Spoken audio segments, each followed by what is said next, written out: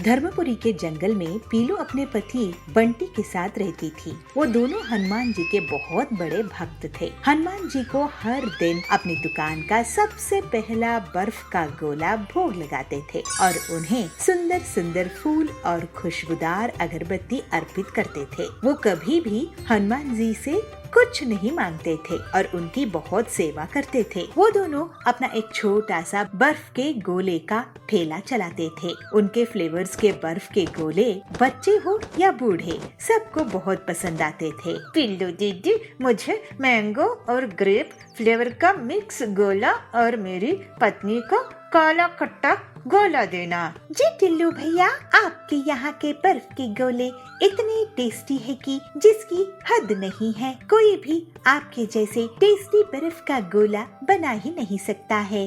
ये तो हनुमान जी की दया है बहन जी। उनकी दुकान के सामने कालू भी बर्फ के गोले का दुकान चलाता था। वो बंटी और पीलू से बहुत नफरत करता था और हर समय इसी सोच में रहता था कि कैसे उन्हें नुकसान पहुंचाए। सभी लोग इनकी दुकान में जाते हैं और बहुत तारीफ करते हैं। जैसे मेरी दुकान में तो उन्हें कड़वा बर्फ का गोला मिल रहा है। इनकी दुकान कैसे भी बंद करनी पड़ेगी। एक दिन बर्फ खाने के लिए जंगल का सबसे ताकतवर और अमीर चिड़ा कड़क सेठ अपनी पत्नी बबली के साथ आता है। पीलू, हमें रोज खस और पाइनएप्पल ऑरेंज गोला देना। जी सेठानी जी, आज सेठ जी भी आए हैं, बहुत खुशी की बात है। हाँ पीलू, हम विदेश जा रहे हैं तो सोचा यहाँ से कुछ मीठा करके जाते हैं। ये फ्लेवर्स के गोले बहुत ही टेस्टी बनाते हैं। धन्यवाद मैडम, जय हनुमान जी की। एक हफ्ते के बाद जब हम वापस आएंगे तो तुम्हें एक बड़ा ऑर्डर देंगे। उसके गोले खाकर कड़क सेठ और बबली सेठानी बहुत खुश होते हैं। कालू ये देखता है और वो इसे और भी गुस्सा हो जाता है। अब तो इसकी दुकान बंद करा कर ही रहूंगा। उस शाम कालू कुछ गुंडों से मिलता है, उन्हें पैसे देता है और फिर अगले दिन उन गुंडों से बंटी की पिटाई करवा देता है और दुकान में तोड़ फोड़ करा देता है। इससे बंटी और पीलू की दुकान बंद हो जाती है। हे हनुमान जी, आपका बहुत धन्यवाद कि आपने इनकी जान बचा ली। आप हमेशा रक्षा करते हैं। हाँ पीलू, हनुमान जी की बहुत दया है, लेकिन जिन गुंडों ने मेरी पिटाई की है वो कालू के दोस्त है। कालू हमसे जलता है, लेकिन कालू सोचता है कि वो हमारी दुकान बंद करा देगा। हम हनुमान जी के भक्त हैं, हमें अपना काम करना है। भगवान इन बदमाशों को संभाल लेगा। हनुमान जी की सेवा पूजा में कोई कमी नहीं होनी चाहिए। हाँ जी, बिल्कुल। सुनिए भाई साहब, मैं हरिया हूँ, मैं अयोध्या से आया हूँ और काम की तलाश कर रहा हूँ। मैं आप लोगों की बर्फ की गोलों की दुकान चला सकता हूँ। मैं आप जैसे नेक दिल, साफ मन वाले, सीधे साधे भक्तों की सेवा करना चाहता हूँ। जब बंटी जी ठीक हो जाएंगे तो मैं चला जाऊंगा। लेकिन तुम्हें हमारे घर का पता कैसे चला? पीलू की प्रश्न को हरिया उत्तर देते हुए कहता है, पास के हनुमान मंदिर के पुजारी जी ने भेजा है मुझे। उसकी बातों को पीलू और बंटी मान जाते हैं। बंटी की दुकान फिर से चल निकलती है। जी, आज के जमाने में ऐसे लोग कहाँ मिलते हैं? उनकी दुकान चलते देख कालू सोचता है, अब इस हरिया का मैं हाथ पांव तोड़ दूंगा। और कालू के बुलाने पर गुंडे फिर से आ जाते हैं। कालू, तुम जैसे बदमाशों से मैं नहीं डरता हूँ। तुम्हें बंटी जैसे सीधे साधे लोगों का बिगाड़ किया है। मैं तुम्हारी पिटाई कर दूंगा। तू क्या पिटाई करेगा हमें? हम तुझे बंटी के बगल वाले बेड में भेज देंगे। गुंडे हरिया की तरफ हथियार लेकर उसे मारने जाते हैं। हरिया बहुत ताकतवर निकलता है। वो सभी गुंडों को हवा में ऊपर नीचे पटकने देता है। उन्हें एक हाथ से ही हवा में उठाकर घुमाने लगता है और उनकी पिटाई कर करके हालात खराब कर देता है। फिर कालू की भी पिटाई होने लगती है और कालू को उसकी दुकान में ही जोर से फेंक देता है, जिससे उसकी दुकान टूट जाती है। ये देखकर सभी हैरान रह जाते हैं। तभी वहाँ पर पीलू और बंटी आते हैं। अरे हरिया, तुम इतने ताकतवर कैसे हो? हरिया का रूप बदल जाता है और हनुमान जी अपने असली रूप में आ जाते हैं। हे हनुमान जी, आप हमारे लिए हमारी रक्षा करने के लिए यहाँ पर आए। आपकी महिमा, आपकी दया अपरंपार है। बंटी, पीलू, तुम बहुत ही नेक दिल के मेरे भक्त हो। इतनी बड़ी मुसीबत में भी मुझे सब कुछ मानते रहे। तुम्हारे कल्याण होगा। मैं हमेशा तुम्हारी रक्षा करता रहूंगा। ऐसे ही साफ मन रखना। फिर हनुमान जी को बंटी और पीलू बहुत अच्छी मिठाइयाँ भोग लगाते हैं। उसके बाद हनुमान जी उन्हें आशीर्वाद देकर वहाँ से अंतर्ध्यान हो जाते हैं। कुछ ही दिनों में बंटी ठीक हो जाता है। पीलू और बंटी हनुमान जी की भक्ति करते हुए खुशी खुशी रहने लगते हैं। बेलापुर गांव के जंगल में हर साल बहुत ठंड पड़ती थी और बर्फ गिरती थी। इस दौरान सारे पक्षी अपने लिए स्वेटर पहले से जमा कर लेते थे, लेकिन जब से इस गांव का मुखिया कड़कनाथ कौवा बना, तब से वो अपने दोस्त जाबाज चील के साथ पहले से स्वेटर का स्टॉक जमा कर लेता था और बाद में ज्यादा दामों में उसे बेचता था। कोई आवाज उठाए तो वो दोनों दादागिरी दिखाते थे और किसी की भी नहीं सुनते थे। जाबाज जी, आपकी स्वेटर पहनने के बाद खुजली होती है और ये गर्म भी कम होती है। हरिया काका, तुम बूढ़े हो गए हो, इसलिए खुजली होती है और ज्यादा ठंड लगती है। मेरे स्वेटर तुम्हें पहनना है तो पहनो, नहीं तो भागो यहाँ से। मुझे अपनी स्वेटर की शिकायत नहीं सुननी है। हमारी दुकान के अलावा कहीं स्वेटर मिलेगी नहीं, समझे? उनकी इस दादागिरी से सब घबराए हुए रहते थे। एक बार पीलू अपने पति बंटी कबूतर के साथ जंगल में रहने आती है और वो उसका पति मिलकर स्वेटर की दुकान खोल लेते हैं। पीलू घर में स्वेटर बनाती थी और बबलू दुकान में बेचता था। सुनिए जी, बहुत मुश्किल से हमने पैसे जोड़कर ये स्वेटर बुनाई का काम शुरू किए हैं। अगर सब अच्छा चला तो जल्दी ही हम अपने लिए एक दुकान खरीद लेंगे और उसके बाद खुद का घर खरीद लेंगे। हाँ पीलू, हमें आगे अपने होने वाले बच्चों के बारे में सोचना होगा। ऐसे मुझे लगता है कि तुम्हारे हाथ की स्वेटर को पूरे जंगल वाले पसंद करेंगे। ऐसे ही कुछ दिन बीत जाते हैं और पीलू और बंटी की दुकान अच्छे से चलने लगती है। पीलू की स्वेटर बहुत डिजाइनर और अच्छी क्वालिटी के ऊन से बनी होती थी, जिसके कारण औरतें और लड़कियां उन्हें बहुत पसंद करते थे। कम दाम होने की वजह से सभी पक्षी उन्हीं के यहाँ स्वेटर खरीदते थे। जाबाज की दुकान में भीड़ कम लगती है। ये देखकर जाबाज गुस्से में आ जाता है और पीलू और बंटी की दुकान जाता है। सुना है तुम लोग जंगल में नए नए हो। मैं जाबाज चील हूँ, कड़क सेठ का पक्का दोस्त। तुम्हें पता नहीं है क्या, पूरे जंगल में मेरी ही स्वेटर की दुकान थी। तुम लोग स्वेटर कैसे बेचने लगे? चलो अपनी दुकान बंद करो। अरे जाबाज जी, आप हमें क्यों तंग कर रहे हैं? आप भी अपनी स्वेटर की क्वालिटी ठीक कर लो तो इतने ठंड में ऐसे भी लोग स्वेटर खरीदेंगे ना। बंटी कबूतर, तू मुझे सिखा रहा है, अभी तुझे मजा चखाता हूँ। और जाबाज उनकी दुकान को तोड़ फोड़ देता है। तभी वहाँ पर कड़क सेठ आता है। कड़क जी, आप यहाँ के मुखिया हैं। इस जाबाज चील से हमारी रक्षा करो। ये सही कह रहा है, तुम लोग कोई और काम धंधा कर लो। पीलू और बंटी समझ जाते हैं कि कड़क उनकी मदद नहीं करेगा। अब हमारा क्या होगा? बड़ी मुश्किल से हमने दुकान शुरू की थी। लोगों को हमारे स्वेटर्स कितने पसंद आ रहे थे। अब क्या हम मजदूरी करेंगे? तुम देखना पीलू, एक दिन इस जाबाज को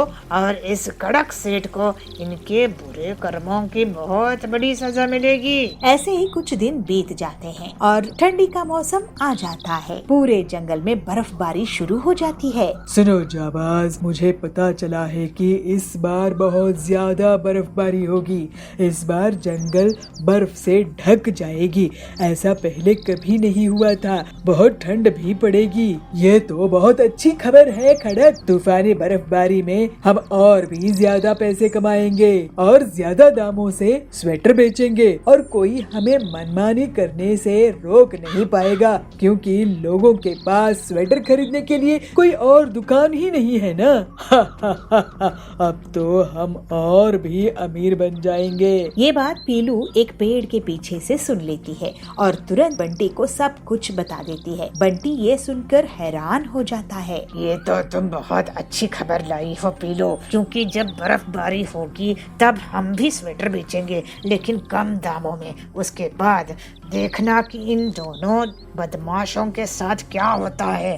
पूरा जंगल इनकी पिटाई कर देगा। जल्दी ही बर्फबारी शुरू हो जाती है और पूरा जंगल बर्फ से ढक जाता है। ठंडी तूफानी हवाएं चलती है और ठंड बढ़ जाती है। ऐसे में कड़क और जाबाज अपनी स्वेटर बेचने के लिए निकलते हैं और गांव वालों से एक स्वेटर के 1000 रुपए वसूल करने लगते हैं। यह बहुत गलत बात है। आप हम लोगों की मजबूरी का फायदा उठा रहे हैं। इतनी मुसीबत में हमारे पास खाने के लिए पैसे नहीं हैं और आप 1000 की स्वेटर बेच रहे हो। क्या करे बबली, कोई और स्वेटर भी तो नहीं बनाते हैं। एक पीलू थी, उसकी दुकान भी इन्होंने बंद करवा दी। सुनो, तुम लोगों को खरीदना है तो खरीदो, नहीं तो भागो यहाँ से। हाँ, ज्यादा हल्ला मत करो, तुम्हारी मजबूरी है तो हम क्या करें। तभी वहाँ पर पीलू और बंटी आ जाते हैं और अपनी स्वेटर को सिर्फ 500 रुपए में लोगों को बेचने लगते हैं। किसी किसी को तो वो 200 रुपए में भी स्वेटर दे देते हैं। सस्ते और अच्छी क्वालिटी के स्वेटर्स ले लो। जाबाज और कड़क के घटिया स्वेटर 1000 रुपए में है। इन्हें देखो, सस्ते और अच्छी क्वालिटी के स्वेटर्स। आओ हरिया काका, बबली दीदी, यहाँ आओ। अरे तुम दोनों फिर से आ गए। तुम्हारी इतनी हिम्मत, तुम्हारी हड्डी तोड़ दूंगा। तुम्हें दोनों को बर्फ में फेंक देना पड़ेगा, तभी तुम लोग सुधरोगे। उनकी धमकी सुनकर पक्षी गुस्से में आ जाते हैं। तुम दोनों बदमाश इतनी ही बड़ी मुसीबत में भी लोगों को लूट रहे हो अपनी घटिया और सस्ते क्वालिटी की स्वेटर से, और इन भले बंटी और पीलू को धमकी दे रहे हो। इन्हें पकड़कर पीट दो। गुस्से में लोग जाबाज और कड़क की स्वेटर की दुकान तोड़ फोड़ देते हैं। जाबाज और कड़क की बहुत पिटाई करते हैं। हमें माफ कर दो गांव वालों, हमने तुम सबको बहुत लूटा है। मैं और कड़क तुम्हारे लिए सेवा करेंगे। हाँ हाँ, अब से हम दोनों सुधर जाएंगे और किसी को भी तंग नहीं करेंगे। हमने तुम्हारी मुसीबत में साथ देने के बजाय तुम्हें डराते धमकाते रहे, हमें माफ कर दो। थोड़े दिनों बाद तूफान और बर्फबारी रुक जाती है। पीलू और बंटी स्वेटर्स बनाना जारी रखते हैं। बंटी जी, हमारी दुकान आसपास के जंगल में भी फेमस हो गई है। अब तो बहुत ग्राहक आने लगे हैं और अब हम अपनी खुद की बड़ी दुकान खोलेंगे और घर भी लेंगे। आपकी हिम्मत की दाद देनी पड़ेगी। आप कड़क और जाबाज को सही समय पर सही जवाब दिए। ये सब तुम्हारी मेहनत और गांव वालों की प्यार की नतीजा है पीलू। और फिर सब लोग हंसी खुशी रहने लगते हैं।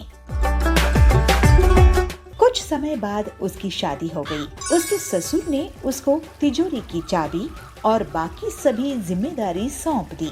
सिंदूर इसके बाद अपने पत्नी को बार बार कभी खाना, कभी चाय और कभी नाश्ता करवाते सताते रहता था। अब उसकी ससुर को इसके बारे में पता चला तो साधुपुर नाम के गांव में सिंदूर नाम का एक लड़का रहता था। वह देखने में बहुत सुंदर था, लेकिन उसकी एक आदत खराब थी कि वह खाना खराब करता था। वह ज्यादा खाना लेकर खाना फेंक देता था। कुछ समय बाद उसकी शादी हो गई। वह घर जमाई बन गया। उसके ससुर ने उसको तिजोरी की चाबी और बाकी सभी जिम्मेदारी सौंप दी और बोले, मैं अभी तक अच्छे से कारोबार चलाता आया हूँ। अब तुम्हें इन सब को कारोबार की जिम्मेदारी को निभाते हुए कारोबार चलाना है। सिंदूर ने अपनी ससुर की बातों को कबूल किया। सिंदूर इसके बाद अपने पत्नी को बार बार कभी खाना, कभी चाय और कभी नाश्ता करवाते सताते रहता था। अब उसकी ससुर को इसके बारे में पता चला तो वह सिंदूर को बोले, तुम्हें दिन भर में जो चाहिए एक बार में क्यों नहीं बोल देते। तो सिंदूर उदासी से कहता है, मैं तो एक साथ बोलता हूँ, लेकिन वो कम पड़ जाता है। सिंदूर के ससुर ने इसके बाद पकाया हुआ खाना कहाँ जाता है इसकी पता लगाने के लिए रसोई में थोड़ी नजर रखनी शुरू कर दी।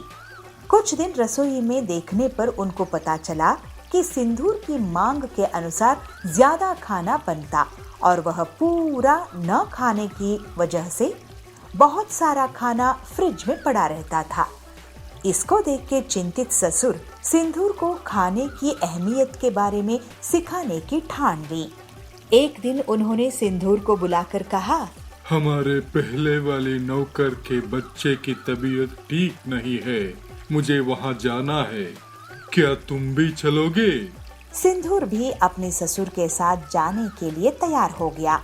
अपने नौकर की बस्ती में जाकर सिंदूर के ससुर ने कहा, मैं अभी रास्ता पूछ कर आता हूँ। इसके बाद सिंदूर वहीं खड़ा रहा। सिंदूर ने एक घर के अंदर झांक कर देखा तो एक छोटा बच्चा भूख के कारण रो रहा था। उसकी माँ ने अपने अनाज के सारे डिब्बे बर्तन देखे, लेकिन वो खाली थे। यह देखकर सिंदूर को रोना आ गया। कुछ देर बाद उसके ससुर आए और उसको अपनी नौकर के घर लेकर गए। नौकर के घर जाने पर उसका लड़का बीमार लेटा हुआ था। जब सिंदूर के ससुर ने बीमारी का कारण पूछा तो नौकर ने कहा, ये घर से बचा हुआ भोजन लेकर खाया था, लेकिन उसको नहीं पता था कि वह खाना खराब था। उसको खा के बेटे की तबीयत खराब हो गई है। यह कहकर वह रोने लगा। कुछ देर के बाद सिंदूर और उसके ससुर अपने घर आ गए। घर आने पर सिंदूर अपने ससुर के सामने हाथ जोड़कर क्षमा मांगते हुए आंख में पानी भर लेता है। जब उसकी ससुर ने कारण पूछा तो सिंदूर कहता है, मैं खाने को कितना बर्बाद करता था और किसी को खाने के लिए 2 वक्त की रोटी भी नहीं है। अब के बाद मैं खाने को कभी बर्बाद नहीं करूंगा। सिंदूर को खाने की कीमत महसूस होने पर उसके ससुर खुश हो जाते हैं और सिंदूर ससुर से कहता है, हमें अन्न को कभी भी बर्बाद नहीं करना चाहिए। इसके प्रायश्चित के लिए मैं अपनी हैसियत के हिसाब से हर दिन अन्नदान का बीड़ा उठाता हूँ। कहते हुए प्रसन्नता से अपने घर के पास के मंदिर जाके अन्नदान पे जुट जाता है। कब समझेंगे ये लोग गरीब लोग? यह कथा बथा सुनने नहीं आया हूँ। और हमें वृत्त में ऐसे काम नहीं करवाना चाहिए। ये कौन है? मुझे तो बहुत डर लग रहा है। सुंदरनगर गांव के जंगल में कड़क सेठ बहुत ताकतवर जमींदार था। वो और उसका दोस्त जाबाज चील गरीब मजदूरों से अपने खेत के काम करवाते थे, लेकिन मजदूरी के लिए पैसे नहीं देते थे। इस वजह से मजदूर बहुत दुखी रहते थे। उन मजदूरों में दुर्गा भक्त पीलू भी थी। पीलू बहुत ही दयालु थी और मजबूरी में मजदूरी करती थी। ऐसे ही नवरात्रि के समय एक दिन कड़क पूछता है, अरे ये मजदूर क्यों नहीं आए? मेरा नुकसान हो रहा है। खेती का काम बहुत महंगा होता है। कब समझेंगे ये लोग गरीब लोग? तो जाबाज कहता है, अरे कड़क भाई, ये पीलू है ना, इसने सबको नवरात्रि का व्रत करने के लिए कह रखी है। इसी वजह से ये सब कमजोर हो गए हैं। पीलू को पकड़ कर ले आओ और उसी से पूरी मजदूरी करवाऊंगा। उसका जो भी साथ दे उसे भी भूखे पेट मजदूरी करवाएंगे। बड़े आए दुर्गा भक्त। तो जाबाज कहता है, ठीक है भाई। फिर कुछ ही देर में जाबाज पीलू के घर में पहुंच जाता है। वहाँ पर पीलू सबको दुर्गा जी की कथा सुना रही थी। ये देखकर जाबाज बहुत गुस्से में आ जाता है। उसको देखकर बहुत से मजदूर पक्षी वहाँ से भाग जाते हैं। आइए जाबाज जी, आप भी कथा सुन लीजिए। तो जाबाज कहता है, यह कथा बथा सुनने नहीं आया हूँ, चलो मजदूरी करने। लेकिन आज तो नवरात्रि का व्रत है, आज दुर्गा जी की कथा सुननी चाहिए। तो सुंदरी कहती है, हाँ हम पीलू के साथ है। तो बंटी कहता है, एक दिन भी हमें आप चैन से नहीं रहने देते हैं। पीलू कितनी बड़ी भक्त है, आप उसे कम से कम छोड़ दो। तो जाबाज कहता है, अब तो तुम दोनों को भी मैं इस पीलू के साथ लेकर जाऊंगा। कड़क भाई, ये तीनों को लेकर आया हूँ। ये पीलू बहुत बड़ी बदमाश है। कह रही थी कि देवी की भक्त भक्ति करनी है, मजदूरी नहीं। तो कड़क कहता है, अब इसको डबल मजदूरी करनी पड़ेगी। ऐसे कड़क उनसे दिन रात काम करवाता गया, लेकिन व्रत होने की वजह से वो लोग कुछ नहीं खाए थे और कमजोर पड़ने लगे। तो पीलू कहती है, कड़क सेठ जी, हम मजदूरी कर रहे हैं जिससे आपकी शानो शौकत है। आपको भी हमें मेहनत के पैसे देने चाहिए और हमें व्रत में ऐसे काम नहीं करवाना चाहिए। इन दोनों को कुछ फल तो दीजिए। तो कड़क कहता है, तू जरूरत से ज्यादा बोलती है। तुझे भक्ति करनी है तो मंदिर में क्यों नहीं काम करने लगती है तू? तो जाबाज कहता है, सही बात है, तुझे पैसे नहीं मिलेंगे, ना ही खाने के लिए कुछ मिलेगा। अब काम कर वरना तेरी हड्डी पसली तोड़ दूंगा। कड़क की धमकी से सब डर जाते हैं। कड़क और जाबाज बहुत ही क्रूर थे। वो सुंदरी और बंटी को कुछ भी खाने को नहीं दे रहे थे। पीलू हिम्मत दिखाती है, हे दुर्गा माँ, आप ही हमारी रक्षक हो। आप ही इन दुष्टों से सुंदरी और बंटी को बचाओ। जो बुरा होना है मेरा हो जाए, क्योंकि मुझे तो बस आपकी भक्ति से मतलब है। ये दोनों मेरे कारण ही फंस गए हैं। पीलू खुद बहुत कमजोर हो चुकी थी, लेकिन वो दुर्गा जी को लगातार याद करती रहती थी। जय माँ अम्बे, जय माँ अम्बे, जय माँ अम्बे। सुंदरी और बंटी बेहोश हो जाते हैं। बड़ी आई भक्त मंडली। कमजोर मजदूर। तभी वहाँ पर बहुत तेज रोशनी होती है। अरे ये क्या, लगता है माँ प्रकट हो रही है। दुर्गा माँ कहती है, पीलू बेटी, मैं तुम्हारी भक्ति की परीक्षा ले रही थी। तुम बहुत नेक दिल की हो और मुझे माँ मानती हो। बेटी, तुम्हें जो भी तकलीफ इन बदमाशों ने दी है, अब उसका इन्हें सजा मिलेगी और तेरा कल्याण होगा बेटी। दुर्गा जी की कृपा से पीलू पूरी तरह से स्वस्थ हो जाती है। अरे नहीं, ये कौन है? मुझे तो बहुत डर लग रहा है। तो जाबाज कहता है, मेरी आंखें चुभ रही है। दुर्गा जी उन दुष्ट को बहुत दंड देती है और उनका सारा घमंड टूट जाता है। माँ दुर्गा, मुझे आपकी भक्ति से कभी भटकने नहीं दीजिएगा। दुर्गा जी के आशीर्वाद से पीलू उस जमीन की मालकिन बन जाती है। उसके पास बहुत सी धन दौलत आ जाती है। पीलू सभी गरीबों की ख्याल रखने लगती है। दुर्गा जी के मंदिर में आए दिन भंडारा करवाती है। वो अब कड़क और जाबाज को भी अच्छे प्रसाद देती थी। वो दोनों अब पूरी तरह से सुधर गए थे। अब दुर्गा जी की कृपा से सभी हंसी खुशी रहने लगे। सेठ जी, ये देखिए मेरे दिए। मेरे पास अभी 200 दिए हैं। पूरे जंगल में कोई भी नहीं बनाता है। तुमने तो कमाल ही कर दिया।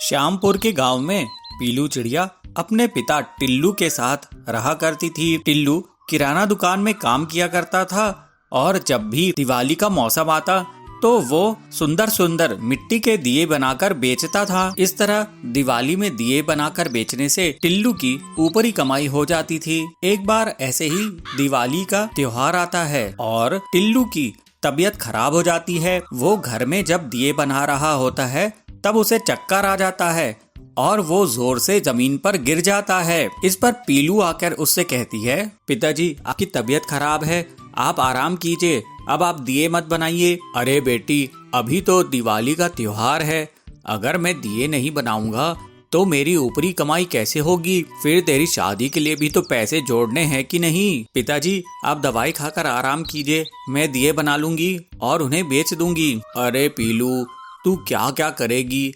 घर का काम करेगी, दिए बनाएगी और फिर तेरी परीक्षा भी तो पास में है। तू उसकी पढ़ाई कब करेगी? तुझे पढ़ लिख कर शहर में भी तो जाना है। पिताजी, आप ज्यादा सोचिए मत, दवाई खाइए और आराम कीजिए। अच्छा, जैसा तू बोले। फिर पीलू अपने पिताजी को दवाई दे देती है और जब वो सोने लगता है तब पीलू दिए बनाने लगती है। लेकिन पीलू ना सिर्फ दिए बनाती है बल्कि उनमें सुंदर सी पेंटिंग भी कर देती है। इससे उसके दिए और भी सुंदर लगने लगते हैं। अगले दिन पीलू दियों को ले जाकर बाजार में बेचने के लिए जाती है। दिए ले लो, दिए, सुंदर सुंदर दिए, दिवाली के दिए, सुंदर सुंदर दिए, रंग बिरंगे पेंटिंग वाले दिए। पीलू के पास बबली चिड़िया आती है। पीलू, ये दिए तो बहुत सुंदर लग रहे हैं, महंगे हैं क्या? अरे नहीं बबली जी, आपके घर की शान में 4 चांद लगा देंगे और ये महंगे भी नहीं हैं। अच्छा बता, कितने के हैं ये दिए? बबली मैम, ये 20 रुपए के 4 दिए हैं, बताइए आपको कितने दूं? फिर बबली दिए लेकर वहाँ से चली जाती है। हरिया काका पीलू की दुकान में आते हैं। अरे पीलू, ये दिए तो बड़े सुंदर लग रहे हैं। हाँ हरिया काका, ये आपके बंगले की शान बढ़ाएंगे, इन्हें आप ले जाइए। हाँ, ऐसे दिए तो मैंने अपने जिंदगी में कभी नहीं देखे, ये तो बहुत सुंदर हैं। इस तरह से पीलू के पूरे दिए उस दिन बिक जाते हैं और वो खुशी खुशी घर आती है। इसके बाद पीलू अपने पिताजी को उस दिन की कमाई दिखाती है।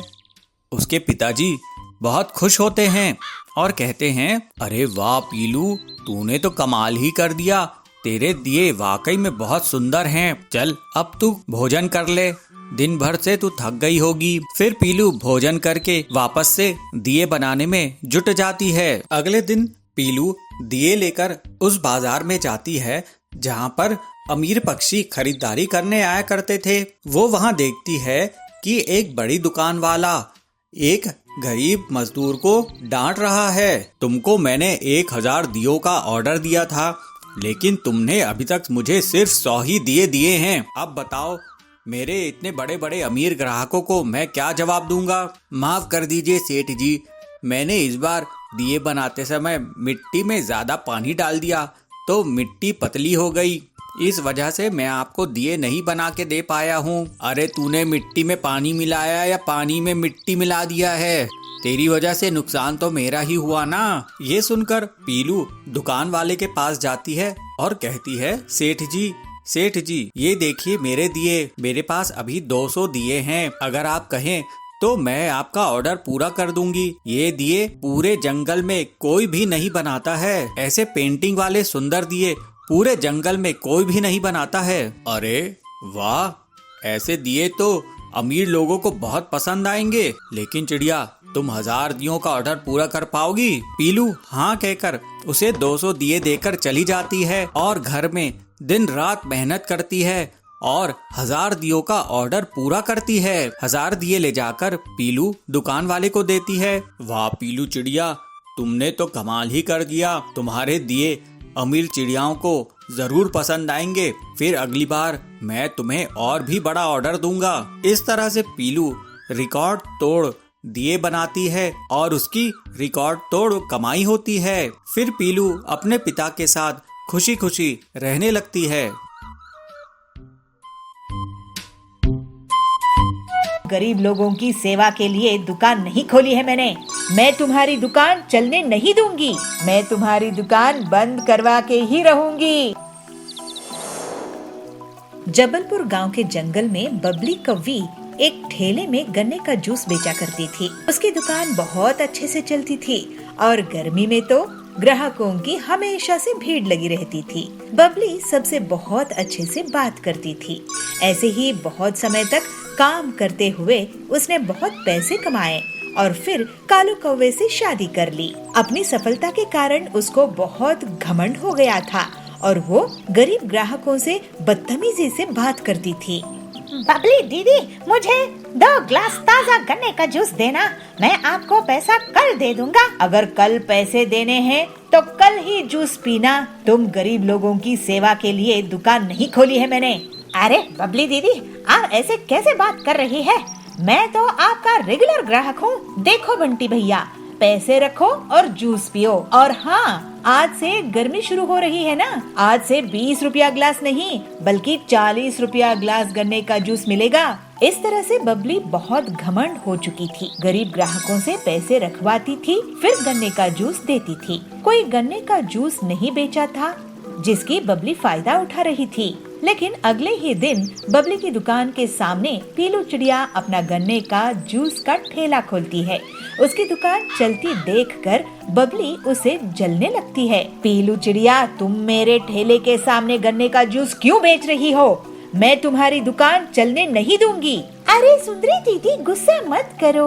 जंगल में इतने ग्राहक हैं कि हम दोनों की दुकान अच्छे से चल सकती है।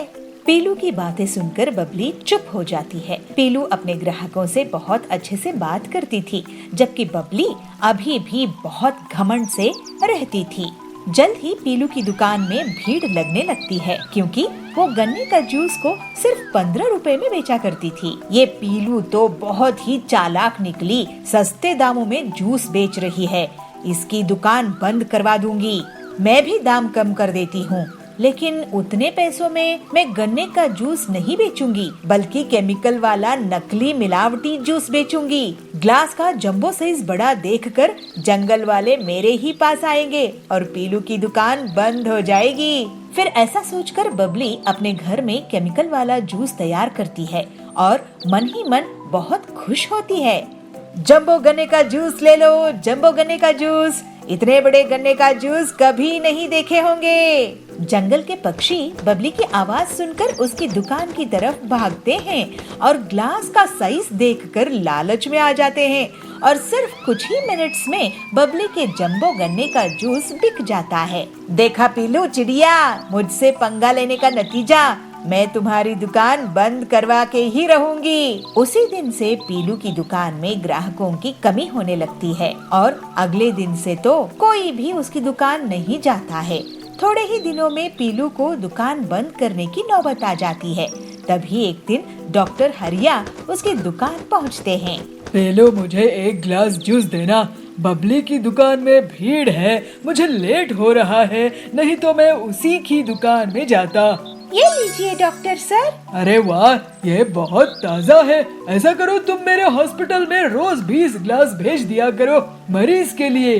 पीलू ये सुनकर बहुत खुश हो जाती है और हरिया के मरीज उसके गन्ने का ताज़ा जूस पीकर ठीक हो जाते हैं। लेकिन तभी वहाँ बबली की दुकान से गन्ने का जूस पीने वाले पक्षी आते हैं और उल्टियाँ करने लगते हैं।